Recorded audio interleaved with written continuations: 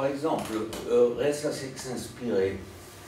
Je réfléchissais un jour, mais pourquoi, si un instrument joue dans deux sens comme un violon et fait un son continu, pourquoi pas un cuivre? Et les cuivres, vous devez respirer. Et c'est là que j'ai commencé à travailler sur le trombone, le fait que je produis un son en expirant et la même chose en aspirant. Je n'ai pas d'instrument ici, mais ce serait... etc. Voilà. C'est-à-dire, cette sorte de recherche est liée sur le fait que j'essaye d'un côté élargir les possibilités instrumentales et de l'autre aussi de ne pas faire des choses qui sont seulement techniques mais qui ont un sens. Et c'est pour ça qu'il y a vous avez cette pièce-là qui s'appelle Radiographie d'art. Il y a ce contact-là, moi je trouve fascinant finalement dans la plupart de vos pièces, c'est-à-dire qu'il y a la recherche de quelque chose d'extra-musical. Est-ce que pour autant, est-ce qu'on pourrait dire qu'il s'agit d'une musique à message? Voilà. Justement, il faut qu'il y ait un message. Mais pas que ce soit une musique à message non plus. Oh, de toute façon, le langage musical est devenu tellement complexe que c'est impossible de le catalogiser. Aujourd'hui, jusqu'à Stravinsky, le bruit était seulement anecdotique. Hein? Mais aujourd'hui, un souffle peut être aussi important qu'un accord complexe. Voilà. Ce qu'on voit dans la partition qui circule un petit peu et qu'on voit aussi là sur la vidéo, c'est qu'il y a quand même un moment donné où, entre guillemets, vous prévoyez tel ou tel effet visuel par rapport à l'écriture, où je me trompe complètement. Oui, mais le fait que ce qui est écrit, c'est écrit pour un concert. Oui. Donc, ce que vous entendez dans un concert, c'est tout à fait autre que le fait que vous avez aussi vos yeux là. Parce que sur une scène, si c'est pas le piano, vous ne le voyez même pas à l'intérieur sur une scène.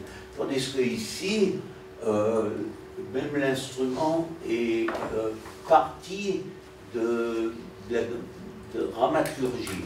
Voilà. Oui. Mais sur scène, on va aussi quand même voir le pianiste qui se déplace, qui va activer les cordes. Mais c'est pas l'aspect principal finalement pour vous. Et pourtant, il parle, enfin, il y a la voix qui... Il y a une histoire psychologique qui s'appelle drame, un drame. Et c'est là que j'essaye de diversifier ce drame. Et pour travailler justement la diversification du drame, quel processus de composition sont travaillés justement? Les notes sont écrites, oui. Le temps est écrit, la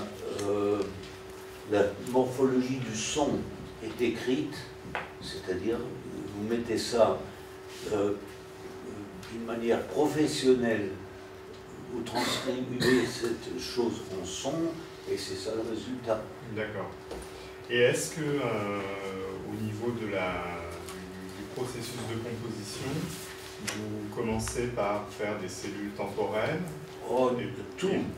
C'est-à-dire, dans n'importe quelle pièce, la préparation du matériau est très importante. Et là, de nouveau, d'après l'idée d'une pièce, le matériau doit être différent. D'accord. C'est-à-dire que vous avez des compositeurs qui ont une sorte de gimmick. où toutes les pièces emploient le même matériau. Chez moi, même visuellement, vous verrez que prenez cette pièce et prenez cette pièce.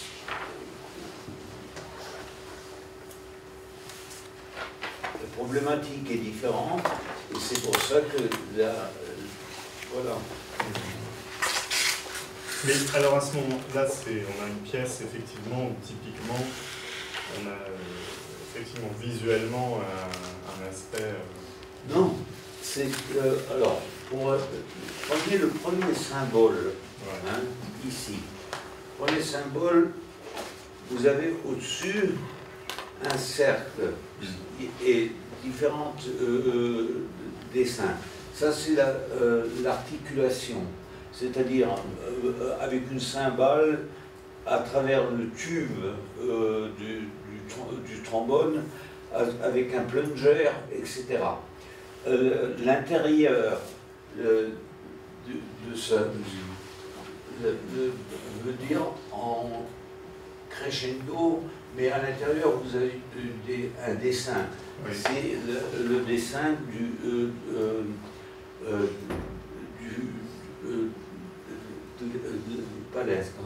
des hauteurs. Des hauteurs. En dessous, vous avez différentes choses qui indiquent quel objet vous avez dans un trombone. Est-ce que vous prenez une embouchure de clarinette? Est-ce que vous prenez un sifflet, etc. C'est-à-dire que sur un dessin, vous avez 4 informations. D'accord. Mais là, vous auriez pu le faire avec une notation... Avec quoi? Vous auriez pu l'écrire en notation conventionnelle? Pas du tout. Non? Pas du tout. Parce que le fait que vous avez un dessin, qu'est-ce que ça veut dire ce dessin? C'est-à-dire que l'invention du joueur est importante. Si j'écris au lieu de ce dessin un sol, un ré, c'est complètement autre. Donc là, il y a aussi dans le signe graphique et la notation, il y a aussi le hasard. Attention, voilà, il y a le rapport avec l'interprète en particulier.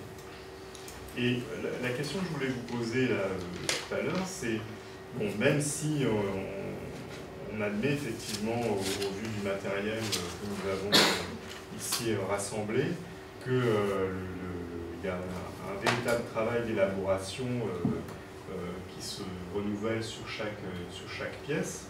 C'est ce que j'ai dit au début. Oui, bien sûr. Est-ce que néanmoins, il y a comment dire, dans votre travail d'élaboration, je dirais quand même des postulats formels qui restent? Je me souviens que lorsqu'on avait parlé ensemble déjà, vous m'aviez expliqué par exemple que pour vous, dans une pièce musicale, il y avait toujours un moment de rupture qui était très important, un moment de basculement où il y a un élément que vous faisiez intervenir.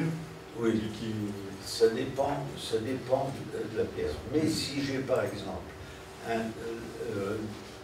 un orchestre, un chœur, etc., je dois tenir compte de la dramaturgie. Et moi, normalement, je regarde comme les Grecs, où vous avez 2/3 jusqu'au chiffre d'or de gradation, la rupture, et puis la dégradation qui est 1/3 et